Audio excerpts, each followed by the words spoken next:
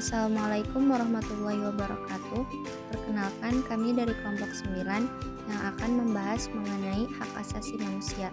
Di sini kami beranggotakan dengan 5 orang. Yang pertama ada Zahwa Rantika Sari, kemudian Syifa Walidatunisa, ada Aufa Nur Angkasa, ada Muhammad Raja Zailani, dan yang terakhir ada Muhammad Amirul Ardi. Ada beberapa definisi mengenai hak asasi manusia. Yang pertama yaitu hak asasi manusia adalah hak dasar yang melekat pada setiap individu sejak ia lahir semata-mata karena ia manusia. Hak ini bersifat kodrati, universal dan tidak dapat dicabut oleh siapapun. Dengan kata lain, hak asasi manusia bukan pemberian negara atau institusi tertentu, melainkan bagian dari martabat manusia itu sendiri. Berikutnya ada menurut Undang-Undang Nomor 39 Tahun 1999 tentang hak asasi manusia. Hak asasi manusia adalah sekumpulan hak yang melekat pada hakikat dan eksistensi manusia sebagai makhluk Tuhan yang Maha Esa dan merupakan pemberiannya yang harus dihormati, dijunjung tinggi dan dilindungi oleh negara, hukum, pemerintah, dan setiap individu demi kehormatan dan perlindungan martabat manusia. Berikutnya yaitu menurut Ketetapan MPR RI Nomor 17/MPR/1998, di mana hak asasi manusia adalah hak dasar yang melekat pada diri manusia yang sifatnya kodrati, universal dan abadi sebagai karunia Tuhan yang Maha Esa, yang berfungsi untuk menjamin kelangsungan hidup, kemerdekaan, perkembangan manusia dan masyarakat yang tidak boleh diganggu-gugat oleh siapapun. Lalu menurut Universal Declaration of Human Rights, hak asasi manusia adalah hak kodrati yang diperoleh oleh setiap manusia berkat pemberian Tuhan seru sekalian alam. Sesungguhnya tidak dapat dipisahkan dari hakikat manusia. Oleh karena itu, setiap manusia berhak memperoleh kehidupan yang layak, kebebasan, keselamatan, dan kebahagiaan pribadi. Yang terakhir yaitu Thomas Hobbes, di mana hak asasi manusia adalah jalan keluar untuk mengatasi keadaan homo homini lupus velum omnium contra omnes, yaitu manusia dapat menjadi serigala bagi manusia lain. Keadaan seperti ini mendorong terbentuknya perjanjian masyarakat di mana rakyat menyerahkan hak-haknya kepada penguasa. Selanjutnya, Kusnadi mengungkapkan ada beberapa teori mengenai lahirnya pemikiran hak asasi manusia, yaitu yang pertama ada teori hukum kodrati. Teori ini dipengaruhi oleh Santo Thomas Aquinas. Dan hak asasi manusia atau HAM berasal dari hukum ilahi, dapat dipahami melalui akal manusia. Hak sama dengan anugerah Tuhan, melekat sejak lahir, independen dari negara, dan berlaku untuk semua orang tanpa membedakan agama, etnis, status sosial, ataupun orientasi.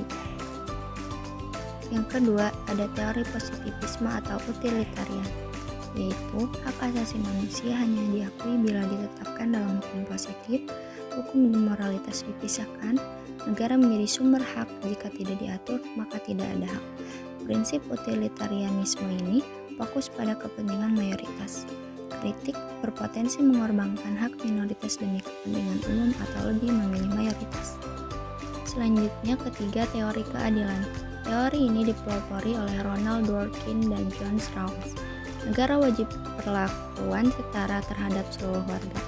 Hak asasi manusia sebagai trump card melindungi individu dari diskriminasi atau kebijakan mayoritas. Tidak semua hak fundamental, contoh, hak memilih tempat tinggal bisa dibatasi demi kepentingan umum. Menekankan keadilan dan kesetaraan sebagai dasar perlindungan hak asasi manusia.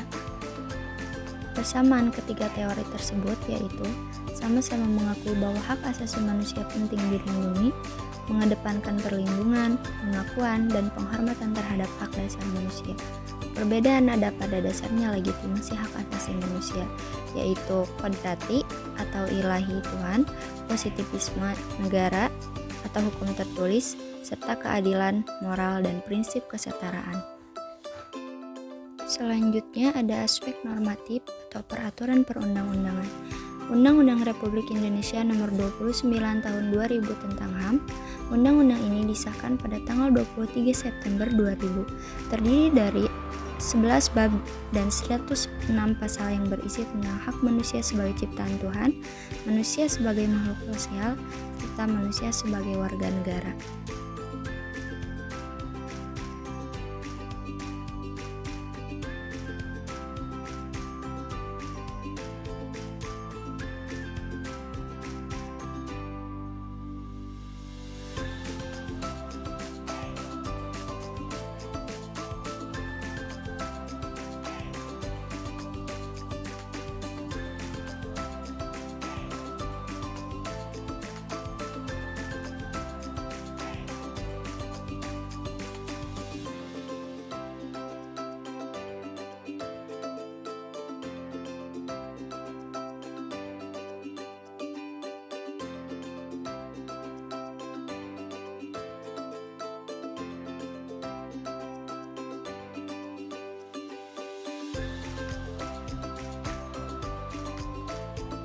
penerimaan ketiga teori sama-sama mengakui bahwa HAM penting dilindungi, mengedepankan perlindungan, pengakuan, dan penghormatan terhadap hak dasar manusia.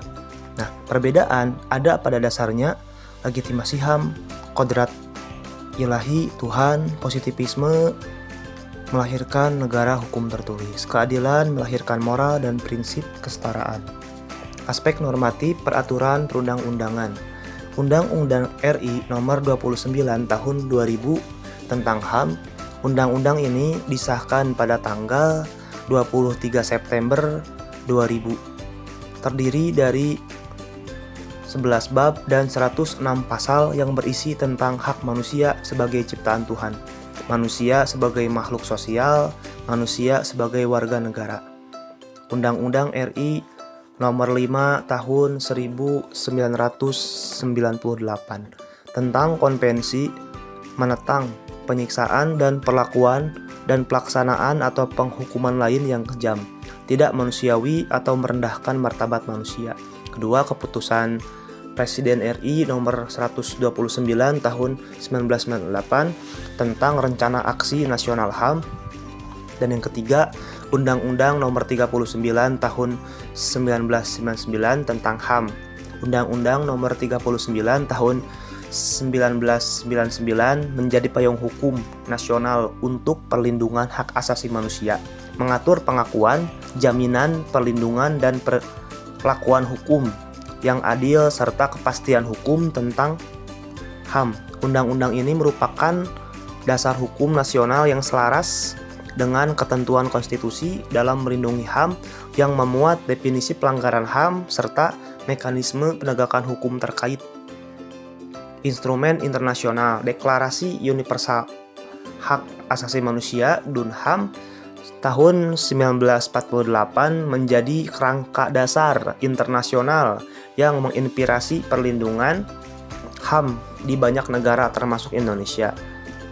ICCPR International Covenant on Civil and Political Rights dan ICSR International Covenant on Economic, Social and Cultural Rights adalah konvenan internasional yang mengatur hak sipil, politik, serta hak ekonomi, sosial, dan budaya yang telah diratifikasi oleh Indonesia sebagai bagian dari komitmen perlindungan HAM internasional, pengetahuan umum, dan norma internasional.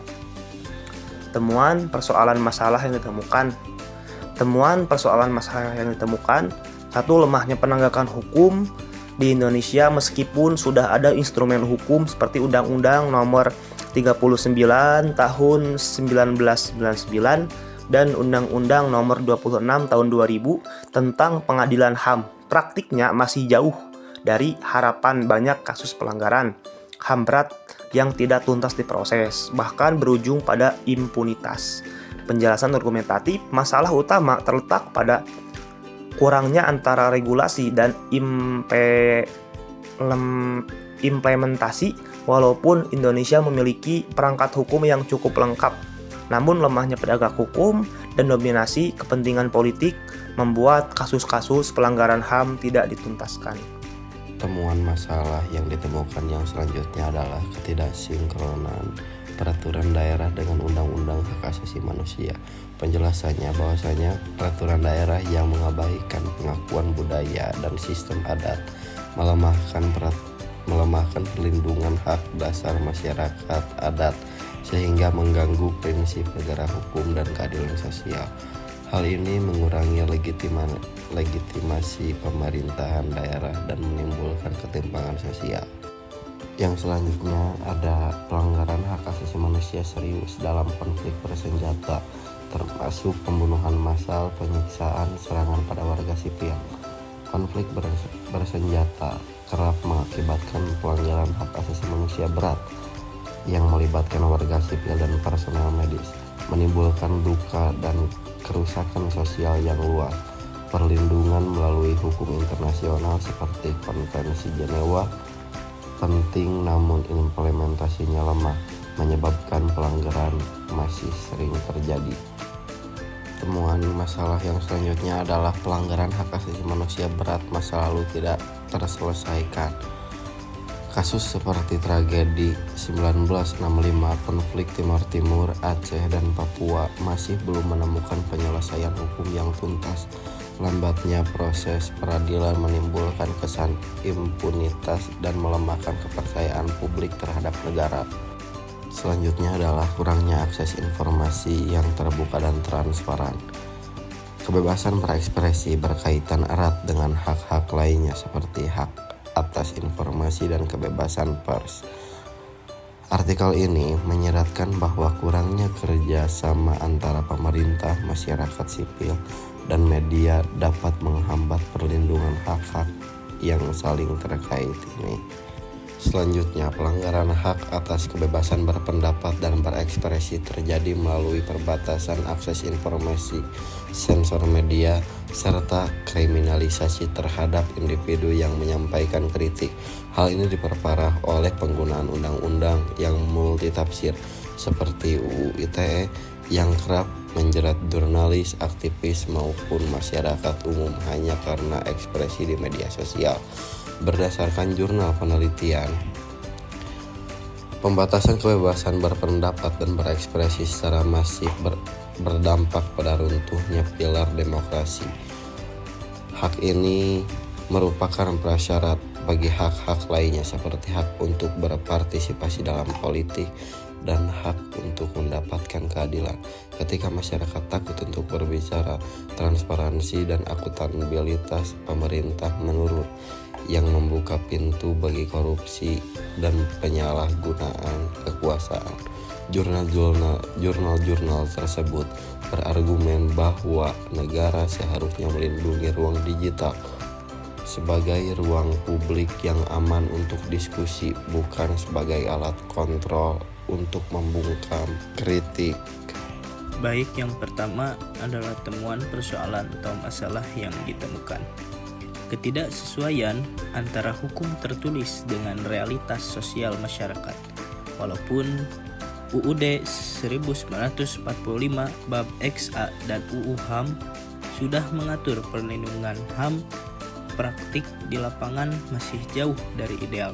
Banyak pelanggaran HAM yang tidak tertangani secara adil, terutama di tingkat masyarakat akar rumput. Lalu penjelasan argumentatif.